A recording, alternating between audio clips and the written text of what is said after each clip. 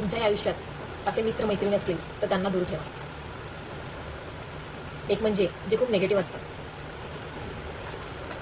हे असंच का केलं, हे तसंच का केलं, हे तू बरोबर नाही केलंस, हे ह्याच्यापेक्षा छान झालं असतं, हे आता नको करू, हे तुला जमणार नाही, हे असंच आहे, ते तसंच आहे, असे बोलणार.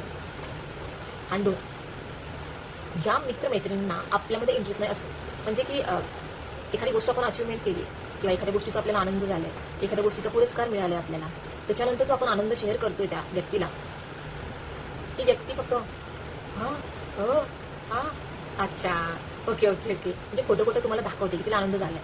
अशा लोकांना ते फक्त चेहऱ्यावरती दाखवतात की खोटा आनंद झालाय, निराश झालं असतं त्यातून की हा व्यक्ती कसा काय पुढे गेला. आणि आयुष्यात एक लक्षात ठेवा, जे खरे मित्रमैत्रिणी असतात ते तुम्हाला ज्यावेळेस आनंद होतो ना, त्यांना त्याच्यापेक्षा जास्त आनंद होतो, ते तुमचे मित्र असतात. आणि तिसरे, आणि ते खूप इम्पॉर्टंट आहे, जर तुमचे मित्रमैत्रिणी नवीन एखाद्या व्यक्तीला इम्प्रेस करण्यासाठी जर तुमचा उपयोग करत असतील तर अशा मित्रमैत्रिणीपासून दूर राहायचं.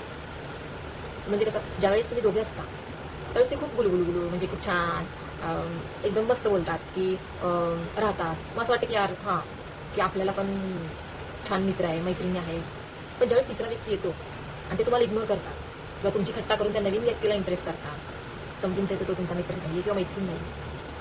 अशा 3 टाईपच्या मित्रमैत्रिणींना दूर करा. बघा आयुष्य सुंदर होईल आणि तुम्ही आयुष्यात पुढे जा. आवडलं असेल तर लाईक करा, शेअर करा, सबस्क्राईब करा आणि कमेंट करा.